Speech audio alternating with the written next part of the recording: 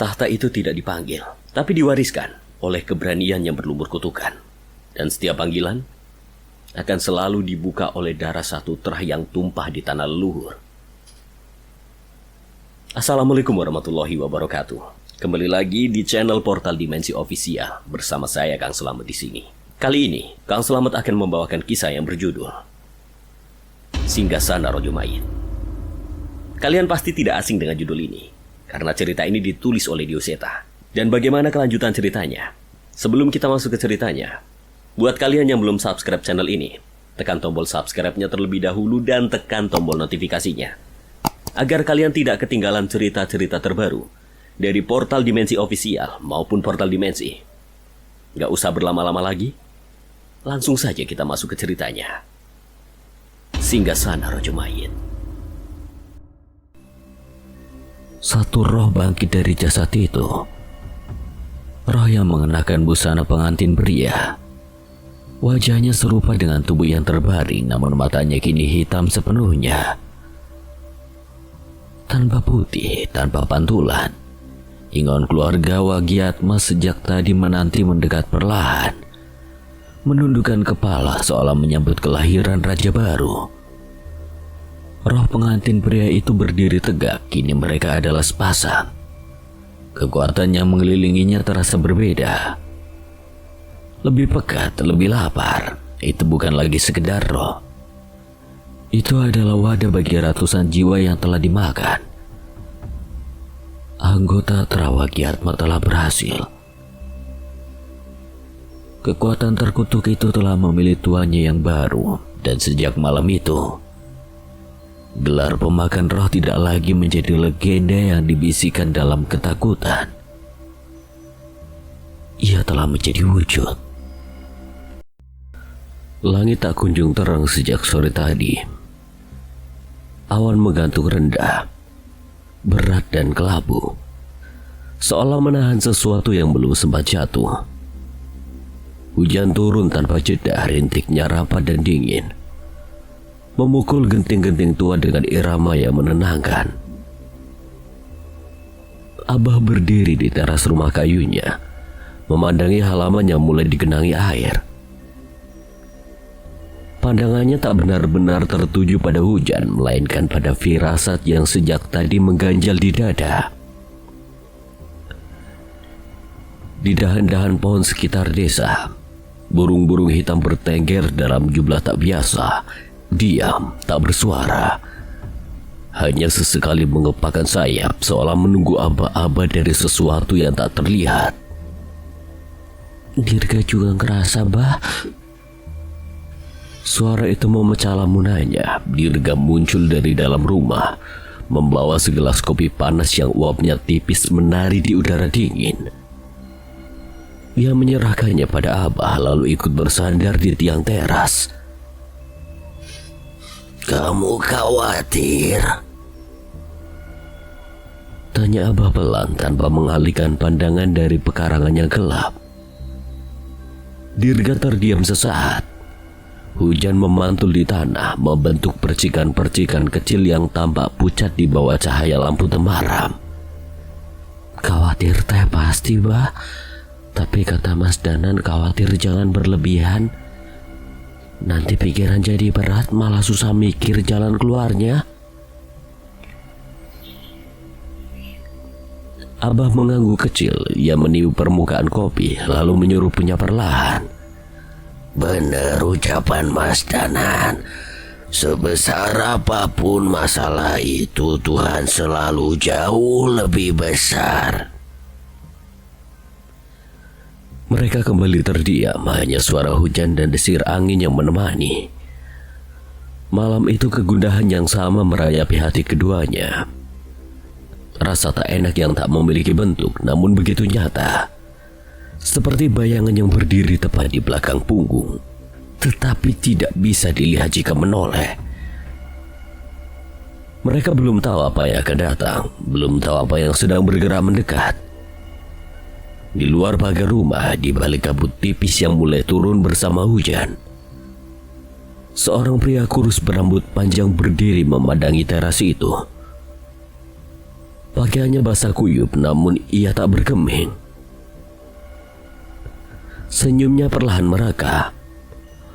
Matanya menatap rumah itu dengan ketenangan yang mengerikan, seolah ia sedang memandangi sesuatu yang sudah ia miliki. Di bawah rintik hujan yang tak pernah berhenti, ia menyimpan sebuah rencana. Rencana yang akan menumpahkan banyak darah. Keesokan harinya, firasat yang semalam menggantung di dada Abah dan Dirga perlahan menemukan bentuknya. Sejak pagi, suasana desa terasa berbeda. Beberapa orang asing terlihat duduk berkelompok di dekat warung. Wajah mereka pucat dan lelah. Anak-anak kecil menangis pelan di pangkuan ibunya. Barang-barang seadanya, karung, tas kain, kandang ayam kecil berserakan di halaman balai desa. Ternyata mereka datang untuk mengungsi. Katanya di kampung mereka banyak yang mati. Matinya kenapa? Penyakit, wabah? Kalau wabah jangan sampai kita sembarang nampung. Desas-desus itu terdengar di sepanjang jalan ketika Abah berjalan menuju balai desa. Warga berbisik-bisik, cemas namun penasaran. Ada belasan orang yang datang pagi itu. Mereka mengaku bukan hanya mereka yang pergi. Sebagian warga kampungnya sudah lebih dulu mengungsi ke rumah saudara atau desa lain. Semua terjadi karena serangkaian kejadian yang tak masuk akal. Begitu Abah tiba, Pak Kades segera menyambutnya. Itu Abah sudah datang. Sini Bah, kita butuh bantuan Abah untuk menilai masalah ini. Pak Kades bergeser di sofa kayu balai desa dan mempersilahkan Abah duduk di sampingnya. Ini ada masalah apa? Kenapa sampai berbondong-bondong ke sini? Nah, mangga coba ceritakan. Di dalam balai desa ada 5 orang perwakilan. Sisanya menunggu di luar. Salah satu dari mereka, Kang Cecep, berinisiatif maju. Kampung kami, Bah, udah ada 7 orang yang matinya gak beres. Gak beres bagaimana tuh, Kang? Coba ceritakan. Kang Cecep memperkenalkan diri singkat lalu mulai bercerita. Ia mengaku melihat sendiri salah satu korban, tetangganya yang rumahnya tepat di seberang. Malam sebelum saya kebangun karena suara aneh. Tok-tok gitu. Tiap suara itu kedengar, dari rumah Mang Surip selalu ada teriakan. Saya teh nggak ngerti itu suara apa, tapi rasanya dingin, Bah. Keesokan paginya warga menemukan Mang Surip tergantung di atas pohon. Tubuhnya tersangkut di dahan tinggi. Lehernya berlubang. Warga mengira itu pembunuhan. Polisi didatangkan, penyelidikan dilakukan. Tapi tak ada jejak, tak ada saksi, tak ada petunjuk. Beberapa hari kemudian suara itu terdengar lagi. Tak ada yang tahu dari mana asalnya. Namun esok paginya satu korban lagi ditemukan.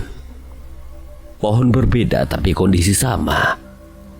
Lehernya juga berlubang. Rasa takut mulai menjalar di kampung mereka. Satu demi satu warga memilih pergi diam-diam. Sampai akhirnya korban ketujuh meninggalkan sesuatu sebelum ajal menjemputnya. Sebuah pesan. Kang Cecep mengeluarkan secari kertas yang kusut. Ini dendam. Dosa kampung kita sudah menciptakan setan yang keji dan tanpa ampun. Setelah pesan itu tersebar, kepanikan tak lagi bisa dibendung. Warga berbondong-bondong meninggalkan kampung, mencari perlindungan kemanapun yang menerima. Pak Kades menoleh pada Abah. Gimana menurut Abah? Sangat mungkin ini teh tindakan kriminal, Pak Kades.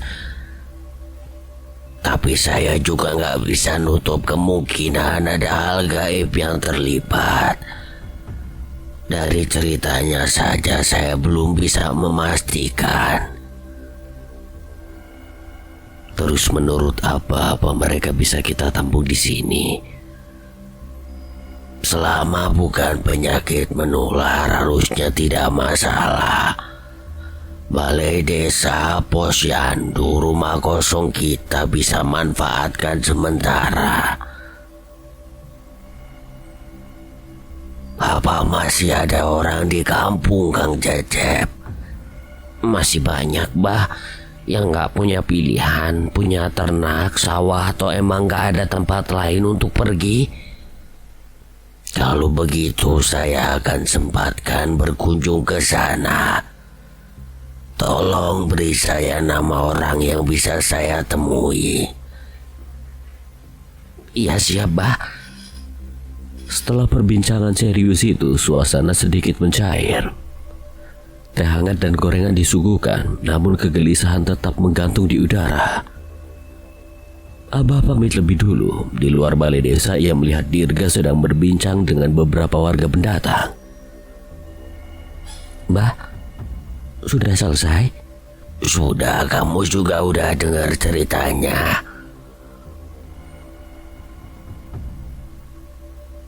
Iya, Bah. Coba tanya Mas Jagat apa dia mau ikut meriksa ke sana. Itu masalahnya, Bah. Mas Jagat gak ada di rumahnya. Sebelum menyusul Abah tadi, Dirga sudah lebih dulu mendatangi rumah Jagat. Namun rumah itu kosong. Beberapa hari terakhir Jagat memang tak terlihat di desa. Dan yang membuat Dirga tak tenang, ia tidak pernah pergi tanpa pamit sebelumnya. Abah terdiam sejenak lalu menghela nafas. Sudahlah. Mungkin Teh Mas Jagat ada urusan sendiri. Nanti Abah coba cari kabar. Untuk sekarang kita fokus dan membantu mereka. Iya, Bah. Namun di sudut hatinya, kegelisahan itu justru semakin tumbuh. Dengan motor tuanya yang sesekali bergetar di tanjakan, Abah dan Dirga berangkat menuju kampung para pengungsi itu.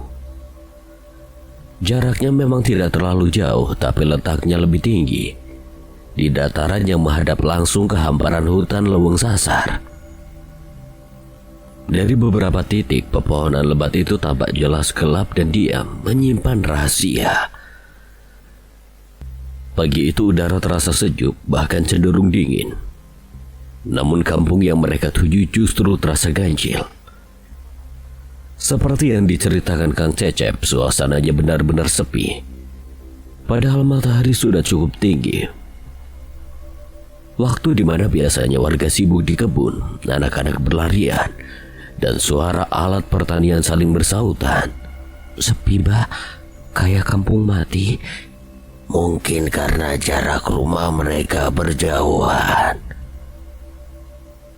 Abah tenang meski matanya mengamati sekitar dengan seksama. Walau begitu, ada satu rasa yang membuat Abah merasa janggal. Namun ia tidak bisa menjelaskannya. Ia menghentikan motor di dekat sebuah kebun kecil. Tanaman sayur di sana tampak hijau dan terawat. Abah turun, berjongkok memeriksa daun dan tanahnya. Kenapa, Bah? Tanamannya subur, udaranya juga bersih. Biasanya kalau sebuah tempat benar-benar terkena kutukan, dampaknya terasa kemana-mana. Panen rusak, ternak sakit, tanah juga mengering. Dirga memperhatikan sekeliling. Kampung itu secara kasat mata masih nyaman untuk ditinggali. Rumah-rumah memang tertutup, tapi tak tampak tanda-tanda kerusakan atau kehancuran. Mereka melanjutkan perjalanan perlahan. Tak lama kemudian terlihat seorang nenek berjalan memikul rumput di punggungnya. Dirga segera turun dari motor. Punten, Ni. Nuhun, aya naonnya? Punten bade naraos. Rumah Kang Dadap teh ke arah mana? Oh, tinggal lurus saja rumahnya pagar hitam. Sudah di tembok, mau diantar. Gak usah repot-repot nih, atur nuhun. Dirga kembali ke motor, ia dan Abah menunduk hormat sebelum melanjutkan perjalanan. Suara nenek itu membuat mereka menahan langkah. Kali ini tatapannya tak lagi ramah, melainkan dalam dan penuh peringatan. Pergi dari kampung ini sebelum maghrib. Jangan mendatangkan masalah baru kalau belum tahu apa-apa. Nuhun nih. Atur nuhun atas nasihatnya. Dalam hati Abah makin yakin kampung ini memang menyimpan sesuatu. Tak lama kemudian mereka tiba di rumah Kang Dadap.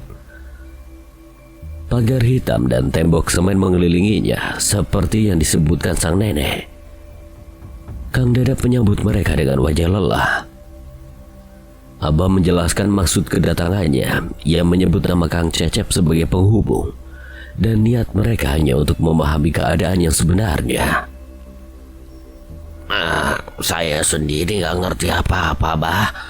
Kalau saya punya tempat untuk pergi, ya mungkin saya juga udah pergi. Tapi teh saya punya ternak, gak ada tempat lain untuk bertahan. Saya ngerti Kang, itu sebabnya kami datang. Cerita Kang Dadap tak jauh berbeda dari Kang Cecep. Kematiannya ganjil, warga ditemukan tergantung di pohon. Leher berlubang, polisi tak menemukan petunjuk. Namun ada satu hal yang selalu sama. Suara ketukan.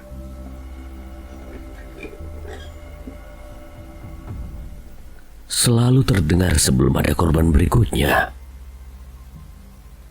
Apa di sini ada tempat keramat? Makam tua, bukit, situs atau apapun. Di kampung ini teh nggak ada, Bah. Tempat yang dianggap keramat paling cuma Leuweung Sasar. Tapi teh hutan itu pun masih cukup jauh walau kelihatan dari sini. Abah dan Dirga saling berpandangan. Titik awalnya masih samar. Mereka pun berpamitan untuk melihat-lihat kondisi kampung, menyusuri jalan setapak yang lenggang. Mereka melihat beberapa warga yang masih bertahan. Namun jumlahnya sangat sedikit. Itu pun hanya keluar rumah seperlunya, lalu kembali mengurung diri. Di ujung jalan mereka menemukan sebuah masjid kecil. Ketika menyadari waktu sudah melewati tengah hari, mereka memutuskan untuk menunaikan sholat di sana. Masjid itu sunyi. Sama sekali nggak ada yang sholat di sini, Bah. Saat cobaan datang, manusia teh seringkali memilih lari dan bersembunyi. Seolah dengan menjauh masalah itu akan hilang.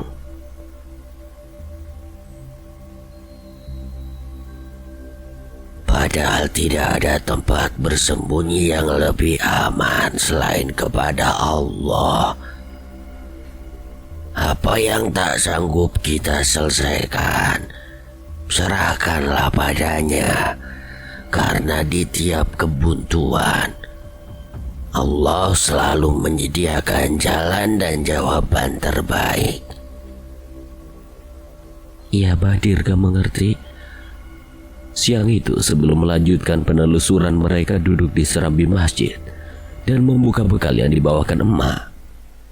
Di tengah sunyi kampung yang ganjil itu, mereka makan sederhana, menenangkan diri sekaligus menguatkan hati untuk apapun yang mungkin terjadi nanti. Setelahnya Abah dan Dirga ngobrol dengan beberapa warga, bertanya dengan keadaan mereka, dan sedikit menenangkan mereka. Tak banyak yang bisa mereka lakukan, dan tidak banyak juga petunjuk yang mereka dapat hingga tanpa mereka sadari. Langit pun semakin memerah. Senja pun datang. Apa kita akan pulang sekarang, Bah? Kita belum mendapatkan petunjuk apa-apa, Nak.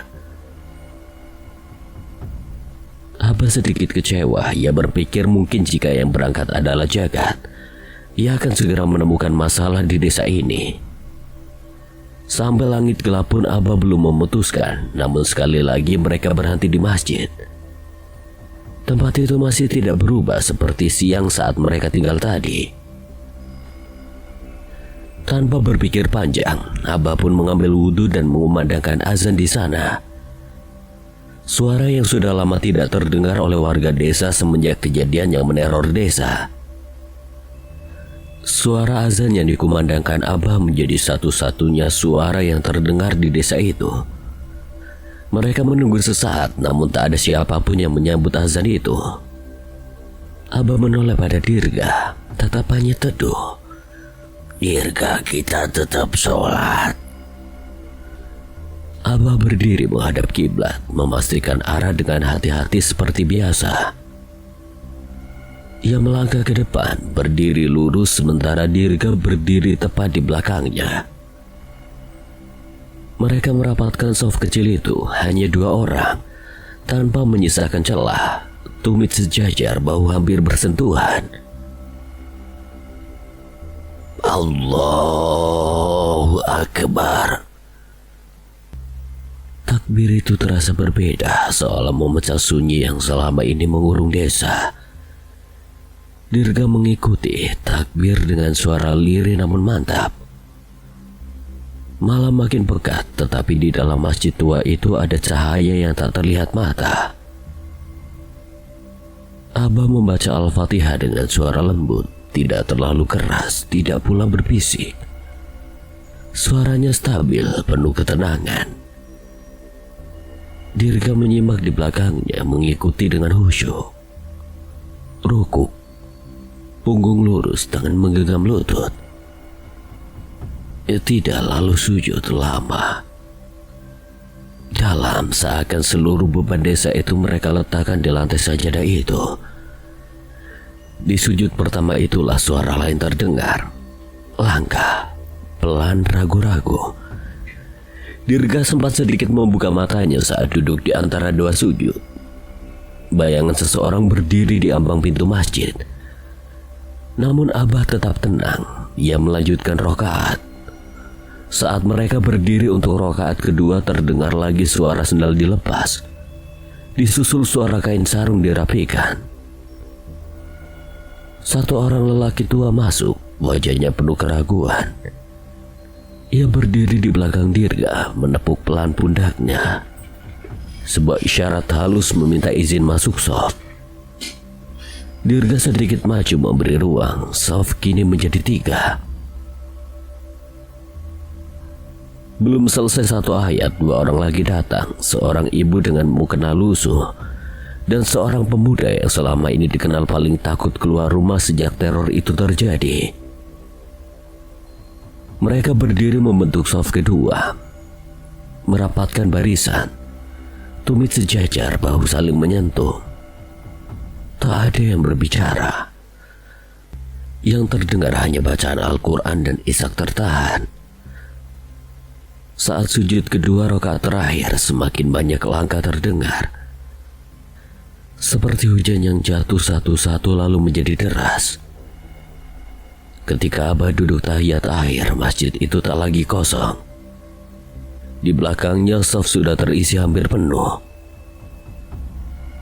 Begitu salam selesai, suasana hening beberapa detik.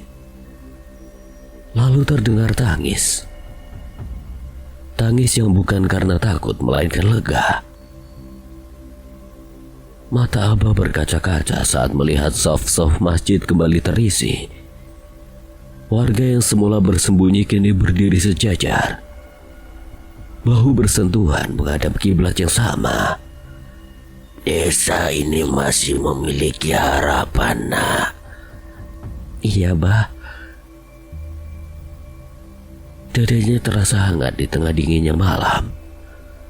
Usai sholat maghrib, nenek yang tadi mereka temui di jalan mendekat. Ia masih mengenakan mukenanya yang sederhana. Jadi kalian tidak pergi? Tidak, Nik. Kampung ini membutuhkan kami. Kalau begitu bermalamlah di rumah Nini. Nini sudah masak untuk kalian. Dirga memperhatikan nenek itu dengan seksama. Ada sesuatu dalam sorot matanya. Bukan sekedar ketuaan, melainkan pengetahuan yang dalam. Seolah ia sudah tahu sejak awal bahwa Abah dan Dirga tidak akan mundur. Ketika ditanya namanya, sang nenek hanya tersenyum samar. Nini sudah pikun, lupa nama sendiri. Orang-orang biasa panggil Nini Ubi. Dulu ladang Nini sering ditanami ubi.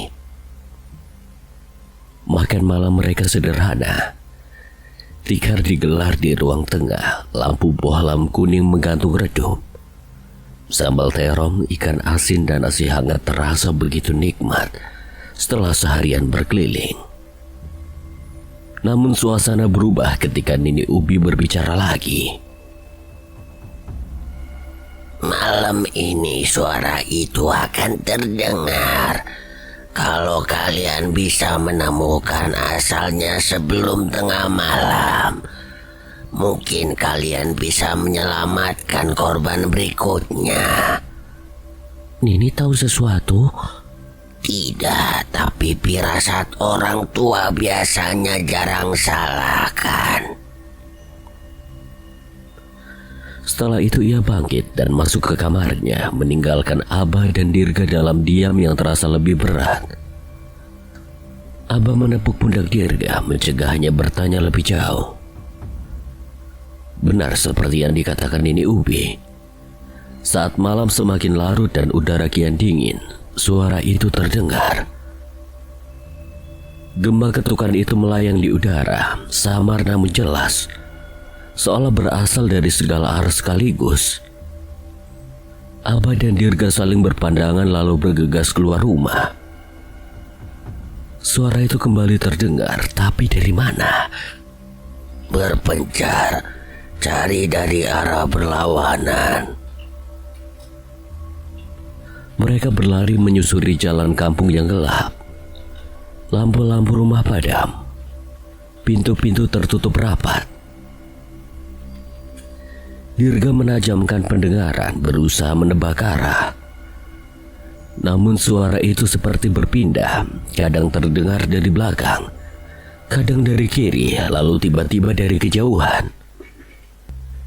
Ia memanjat pohon untuk mencari sudut yang lebih tinggi. Naik ke genteng salah satu rumah kosong.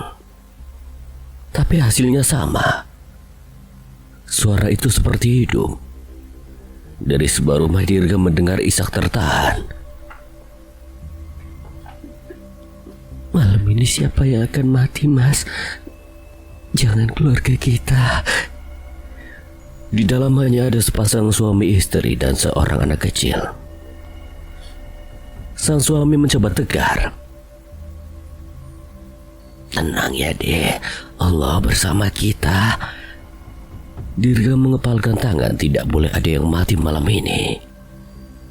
Ia terus berlari, waktu berjalan cepat. Langit semakin gelap. Abah, ada petunjuk? belum nak. Mereka kembali berpencar, namun hasilnya tetap nihil. Itu bukan suara biasa. Itu seperti kutukan yang bergerak melalui sesuatu yang tak kasat mata. Tengah malam makin dekat. Ketika mereka kembali bertemu, nafas keduanya terengah. Wajah mereka letih. Wah, bagaimana? Akan ada yang mati lagi. Kurang dari setengah jam lagi hari berganti. Tenang nak, Abah belum mau menyerah. Dirga tiba-tiba menoleh ke arah masjid kecil di ujung jalan, tempat mereka berjamaah tadi. Tempat yang sempat menghidupkan kembali harapan. Dirga mau kemana? Dirga mau mengantarkan masalah ini ke Allah. Abah terdiam. Dirga masuk ke masjid, mengambil wudhu dengan tergesa, namun tetap tertib. Lalu berdiri seorang diri di saf depan. Abah memandang dari luar. Dadanya sesak oleh campuran bangga dan cemas. Allahu Akbar. Ia sholat dengan khusyuk, ruku tidak lalu sujud. Lama sujudnya, sangat lama. Abah mulai merasa ada yang ganjil. Dirgana. Tubuh Dirga tetap bersujud tak bergerak. Jantung Abah berdegup keras. Abah hampir menyentuh pundaknya. Tiba-tiba Dirga bergerak. Ia duduk menyelesaikan sholatnya, lalu menoleh dengan nafas cepat. Apa? Ketemu, Bah? Apa maksudmu, Nak? Saat Dirga sujud, suara itu terdengar jelas dari bawah tanah. Kamu yakin? Tanpa menunggu jawaban, Abah ikut bersujud. Ia menempelkan telinga ke lantai masjid. Dan benar, lebih jelas, lebih dekat.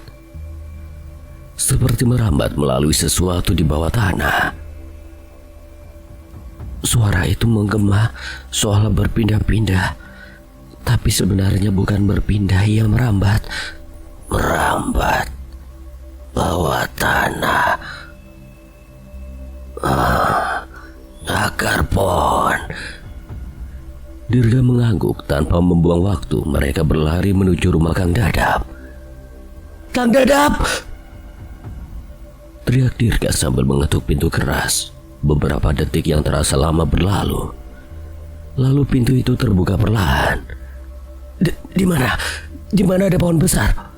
Pohon tua yang akarnya bisa menjangkau sampai ke desa. Pohon besar? Maksudmu apa? Cepat Kang, pasti ada kan? Pohon tua, pohon purba yang besarnya gak wajar. Dirga lihat banyak akar muncul di jalan-jalan desa. Bisa jadi itu dari satu pohon yang sama. Pohon caruluk? Ada satu di hutan desa. Katanya akar-akar yang muncul di kampung teh memang dari sana. Pohonnya besar sekali tapi udah lama mati. Di mana, Kang? Tanpa banyak tanya, Kang Dadap meraih kertas dan menggambar peta sederhana dengan tangan gemetar. Kalau sudah masuk cukup dalam pasti lihat batangnya menjulang di atas kanopi hutan. Atur nuhun, Kang. Mereka langsung melompat ke atas motor. Mesin meraung memecah sunyi malam.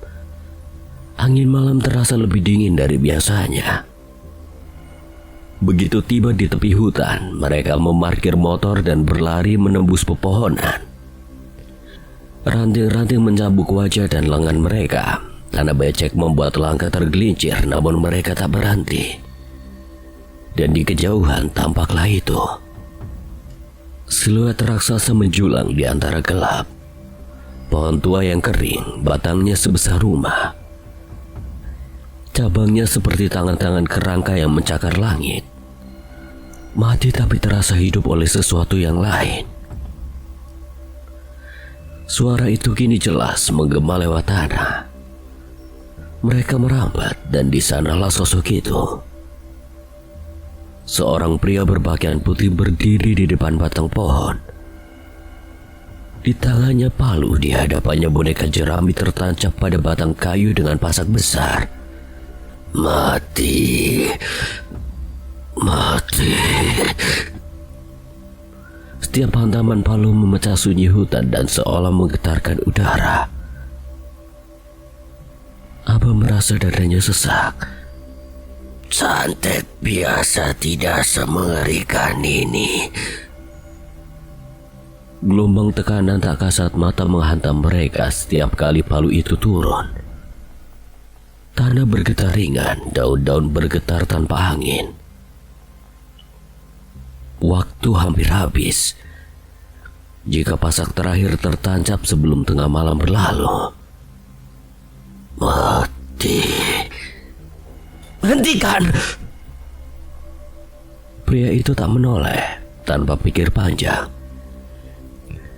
Dirga mencabut keris dasa sukma dan melemparkannya. Palu dan keris beradu di udara. Tangan pria itu terpental. Tapi ia hanya tertawa. Jangan hentikan. Mereka pantas mati.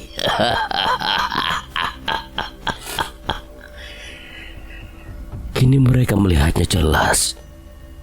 Pria itu memiliki rambut panjang kusut, tubuh terbalut kafan putih, dan ia tak berdiri dengan kaki.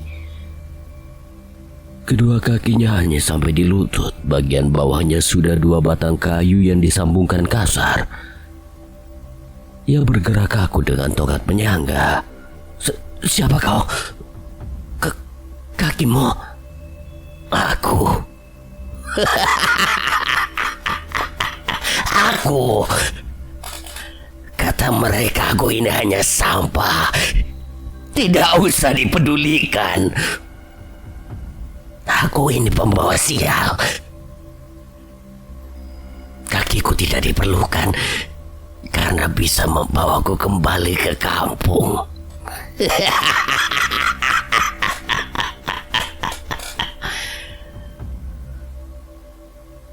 Tapi aku melihat kaki di bawah pohon ini.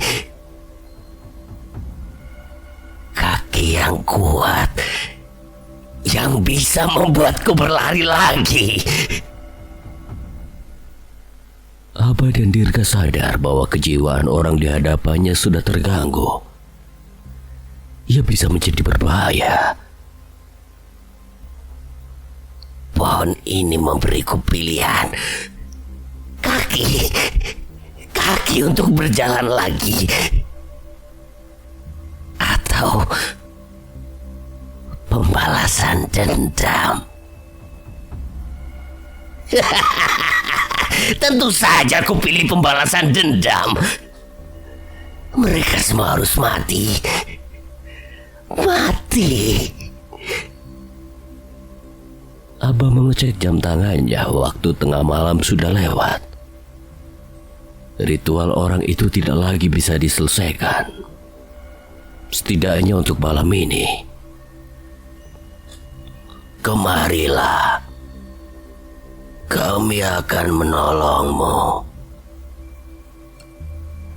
Menolongku?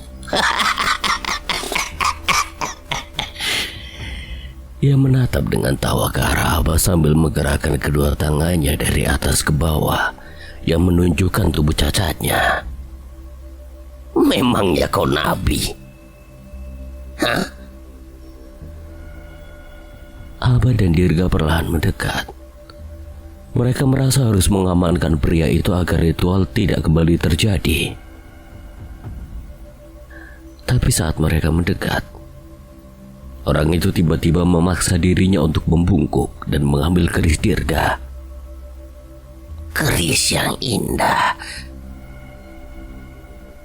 sangat bertolak belakang dengan wujudku yang menjijikan. Aku sudah cukup puas.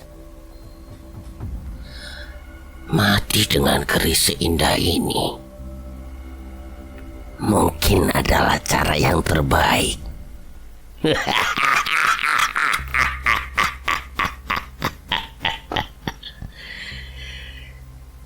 Tiba-tiba saja orang itu menancapkan kerisnya tepat ke tengah lehernya. Lubang yang sama seperti korban di kampung itu. Namun kali ini luka itu dibuat dengan keris dasa sukma. Abah dan Dirga bergegas, namun mereka terdiam saat tahu pria itu mati seketika. Darahnya mengalir membasahi keris dasa sukma. Dan saat itu perasaan aneh menyelimuti Dirga seolah sesuatu meremas jantungnya. Kau tidak harus mati. Ia mencabut kerisnya dan Abah membacakan doa sambil menutup mata orang itu. Semoga Tuhan mengampuni dosa-dosamu. Abah menutup penuh jasad itu dengan kain kafan yang sedari tadi orang itu kenakan. Dirga terdiam, ia tidak menyangka dengan apa yang ia lihat. Warga kampung tidak boleh mati. Bukan berarti kau boleh. Dirga menitikkan air matanya. Ia merasa gagal menyelamatkan nyawa seseorang di hadapannya. Terlepas dia pelaku santet itu, Dirga masih menganggapnya manusia setelah melihat keadaannya. Abah memeluk Dirga dari belakang, berusaha menenangkannya walau ia sendiri kesulitan untuk menahan gemetarnya. Tugas kita belum selesai, nak. Pelakunya masih berdiri dengan sombong di belakang kita. Dirga menoleh. Di sana pohon caruluk menjulang dalam diam. Batangnya besar hingga 5 orang dewasa pun tak mampu memeluknya. Kulit kayunya retak-retak seperti urat nadi yang membeku. Diam, kaku namun terasa mengawasi. Angin hutan mendadak berhenti. Pohon ini lahir dari sesuatu yang aneh. Ada kekuatan di bawah tanah. Sejak pertama kali menginjak desa ini, Abah sudah merasakannya. Dirga perlahan berlutut, tangannya menyentuh tanah yang lembab di bawah akar-akar raksasa itu. Ia memejamkan mata, menarik nafas panjang. Keheningan merayap masuk ke telinganya. Lalu terdengar suara detak yang sabar tapi begitu nyata. Bukan suara kayu, bukan suara angin. Seperti sesuatu yang hidup. Inderanya lebih peka dari Abah, instingnya lebih tajam dari Abah. Dan dengan cepat ia merasakan sesuatu di dalam sana yang membuatnya tersentak. Ini... Kau menemukan apa, nak? Tanpa ragu ia mencabut keris dasa sukma dan menancapkannya tepat di pusat batang pohon caruluk. Kayu tua itu terbelah sedikit dan dari celahnya menguar hawa dingin yang menusuk tulang. Dirga mulai melafalkan mantra, suaranya rendah, cepat, nyaris seperti bisikan yang dipaksa keluar. Tanah di sekitar mereka perlahan bergetar. Akar-akar di sekeliling mereka bergerak halus seperti ular yang terbangun dari tidur panjang. Kegelapan merambat dari batang pohon, menjalar ke bilah keris dasa sukma. Hitam pekat lebih gelap dari malam. Langit di atas mereka berubah. Awan-awan hitam berkumpul, berputar membentuk pusaran tepat di atas pohon caruluk. Dirga, apa yang kau lakukan? Wajah Dirga tegang, rahangnya mengeras. Urat di pelipisnya menonjol. Kedua tangannya mencengkeram gagang keris sekuat tenaga. Energi itu bukan sekedar gelap. Ia berdenyut, menggoda, seolah menawarkan sesuatu. Aku... Nafas Dirga memburu, matanya perlahan terbuka, namun ada kilatan asing di sana. Aku harus mendapatkan kekuatan ini. Tanah kembali bergetar lebih keras. Retakan menyambar dari batang pohon ke tanah di sekeliling mereka. Dirga, lepaskan! Kekuatan terkutuk yang terkubur selama ratusan tahun itu merasuk ke dalam keris dasa sukma. Dan Abah menyadari perubahan pada diri Dirga. Awan-awan hitam berkumpul tepat di atas pohon raksasa itu. Besarnya melampaui apa yang bisa dibayangkan manusia. Petir menyambar berulang kali, tetapi tak setetes pun hujan jatuh ke tanah di sekitarnya. Seolah langit sendiri menolak menyentuh tempat itu. Namun ledakan kekuatan hitam yang memancar dari keris dasa sukma menghantamnya. Abah terpental mundur, dadanya terasa sesak oleh tekanan yang tak kasat mata. Aku harus mendapatkan kekuatan ini. Suara Dirga terdengar asing, seolah bukan miliknya. Tanah bergetar lebih keras, retakan menjalar dari batang pohon. menyebar ke tanah seperti urat-urat luka yang terbuka. Akar-akar kering bergeliat pelan seakan hidup kembali. Abah tak mau menyerah, dia melangkah maju lagi, memaksakan diri menembus tekanan itu. Bibirnya tak henti melafalkan doa, satu-satunya senjata yang ia miliki. Namun tepat saat kekacauan mencapai puncaknya, cahaya putih muncul di hadapannya. Sosok itu samar menyerupai manusia, namun seluruh tubuhnya bersinar lembut. Ia mengangkat tangan memberi isyarat agar Abah berhenti. Tenang, segel itu mengenalinya. Entah mengapa Abah mempercayainya, meski hatinya masih bergejolak melihat Dirga berdiri di pusat badai kekuatan yang bisa merenggut nyawanya kapan saja. Beberapa saat kemudian kekuatan hitam itu mulai meredup. Awan-awan hitam tercerai. Petir berhenti, getaran tanah perlahan mereda. Sudah selesai. Ucap sosok cahaya itu pelan lalu lenyap seolah tak pernah ada. Abah segera berdiri menghampiri Dirga. Anaknya berdiri gemetar, tangannya masih menggenggam keris dasa sukma. Wajahnya pucat tetapi matanya menyala oleh sesuatu yang baru. Aku mendapatkannya. Apa maksudmu? Apa yang kau dapatkan? Jangan gegabah, nak. Kakek, itulah wujud asli kekuatan ini. Bagian tubuh dari makhluk terkutuk yang selama ini disegel di bawah pohon ini. Segel itu mengenaliku. Ia mengenali keris dasa sukma. Ia tahu tempat ini sudah tidak aman, ada sesuatu yang mencarinya. Jadi segel itu berpindah, ia menjadikan keris ini menjadi kurungan barunya. Abah, kita harus pergi sekarang. Tempat ini sudah tidak aman. Abah mengangguk tanpa berkata apa-apa lagi. Dirga mengangkat jasad pria misterius itu ke pundaknya. Mereka meninggalkan pohon caruluk, meninggalkan tempat yang kini terasa seperti jantung dari kegelapan itu sendiri. Namun belum jauh mereka berjalan, Dirga berhenti. Di kejauhan bayangan-bayangan samar tampak melayang menuju pohon itu. Bentuknya tak utuh, seperti kabut yang hidup. Para roh mengintai, tertarik pada sesuatu yang kini sudah tidak lagi berada di sana. Dirga mempercepat langkahnya. Mereka harus pergi sebelum sesuatu menyadari kemana segel itu berpindah.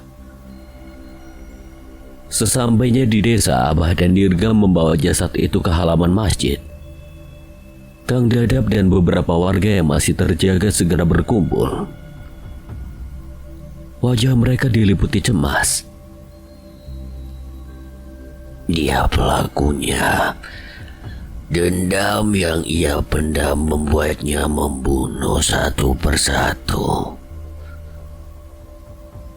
Oh, astaga. Mukir. Bukankah dia seharusnya sudah mati? Abah menatap Kang Dadap dalam-dalam, tatapannya tidak membutuhkan pertanyaan. Saat itu Kang Dadap menunduk, napasnya terasa berat. Iya, Bah. Ini dosa desa kami. Kang Dadap duduk dengan bahu lunglai, matanya tak berani menatap jasad di hadapannya terlalu lama. Seolah rasa bersalah itu hidup dan menatap balik dirinya. Ada suatu tragedi yang sampai sekarang belum pernah benar-benar meninggalkan desa ini. Dia menarik nafas panjang, seakan tiap kata yang akan keluar adalah luka lama yang kembali terbuka.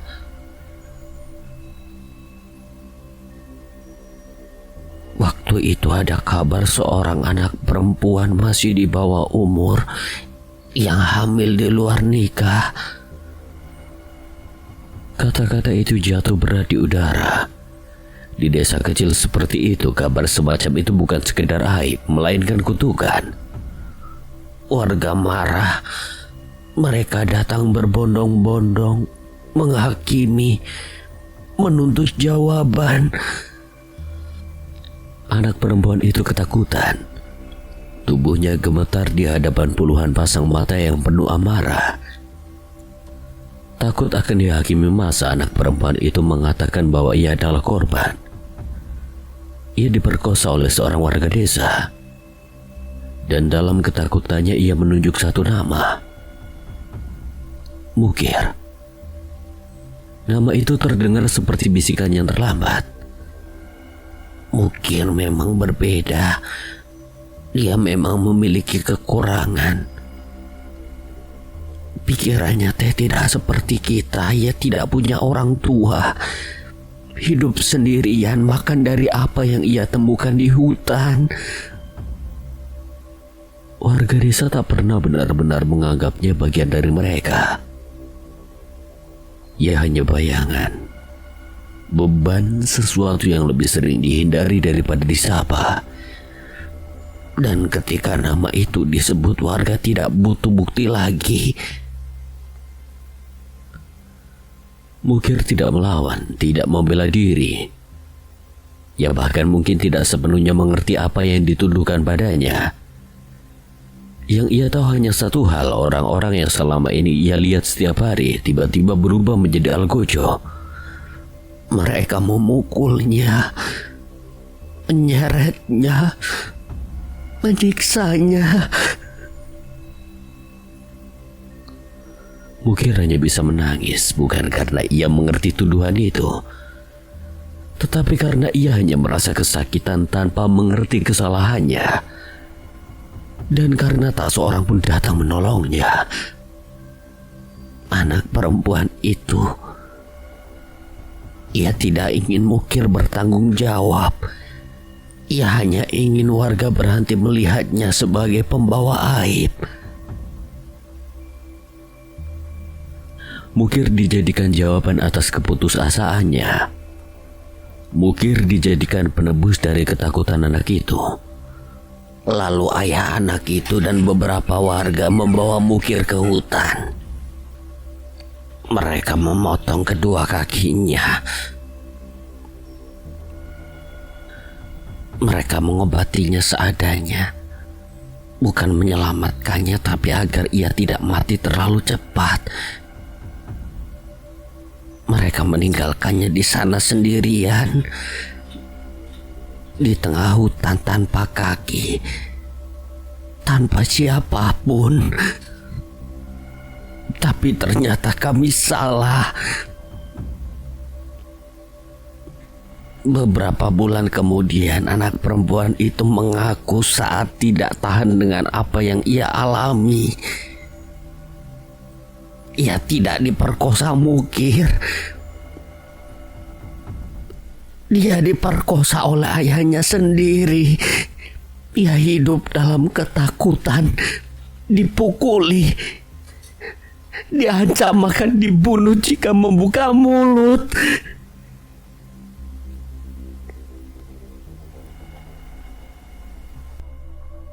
Dan ketika ia tak sanggup lagi, ia memilih nama yang paling mudah dikorbankan. Mukir. Nama yang tidak akan dibela siapapun. Abah memejamkan mata, dadanya terasa sesak oleh kenyataan itu.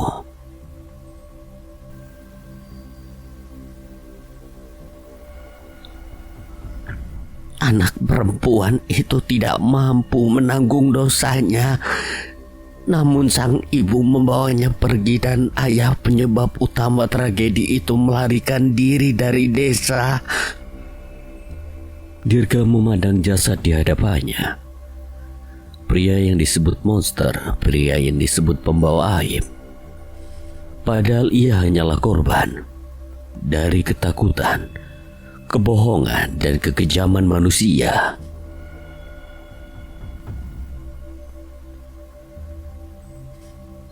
ketika manusia mengkhianatinya, setan memberinya jalan. Kami akan mengurus jasadnya sebaik mungkin, Mbah. Walau semua penyesalan kami sudah terlambat. Terlambat untuk meminta maaf. Terlambat untuk memperbaiki apapun. Dirga tak sanggup menyembunyikan kekecewaannya. Bukan hanya pada warga desa, tapi pada kenyataan bahwa dia bisa sekejam ini pada seseorang yang bahkan tidak mampu membela dirinya sendiri. Namun ia tahu, tak ada yang bisa mengubah masa lalu. Mereka menyerahkan jasad Mukir kepada warga dan pergi meninggalkan desa yang kini terasa lebih sunyi dari sebelumnya. Beberapa saat kemudian di atas motor yang melaju membelah jalan gelap, Dirga akhirnya bersuara. Kita kembali ke desa, Bah. Kita cari tempat aman dulu, tapi tetap harus pulang. Ia mengeluarkan ponselnya membaca pesan yang baru masuk.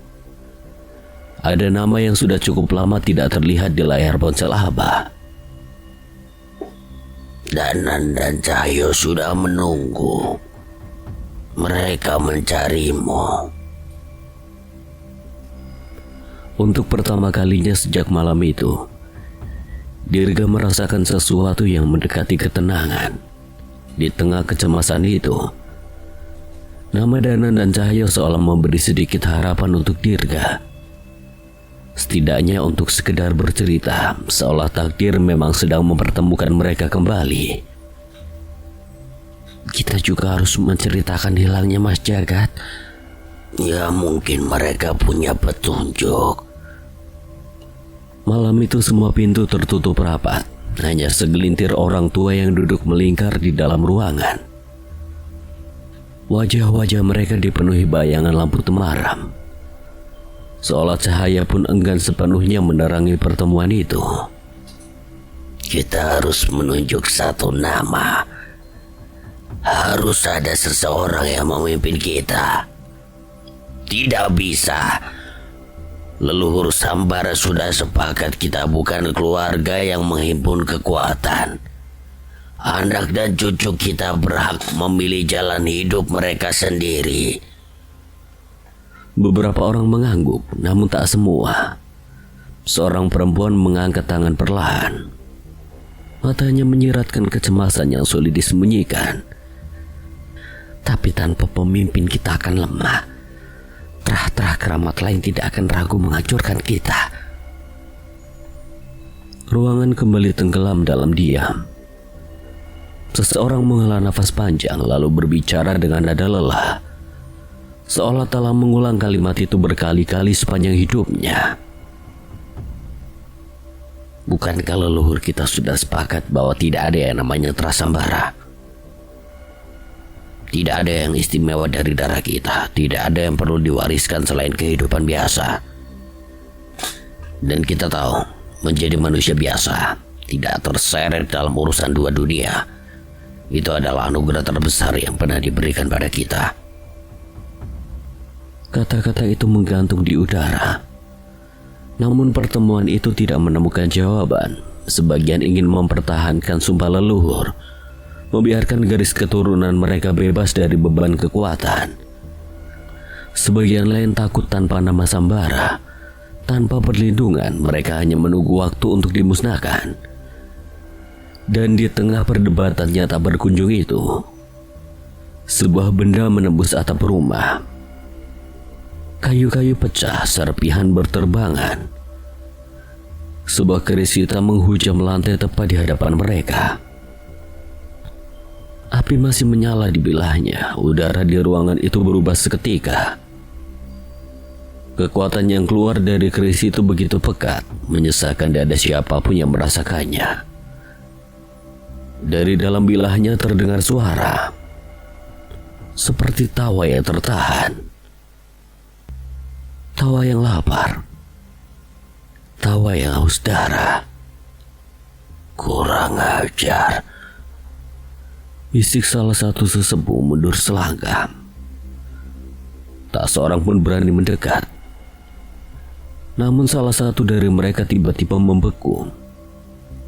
Tatapannya terpaku pada keris itu, lalu melebar oleh kesadaran yang datang seperti petir. Ia mengenali tanda itu. Ia mengenali pesan itu. Wangsa. Namanya terlontar seperti teriakan ketakutan, yang lain saling berpandangan. Dan tanpa perlu dijelaskan, mereka semua mengerti. Keris itu adalah peringatan dari Wangsa putra Sambara yang telah lama berjalan di jalannya sendiri.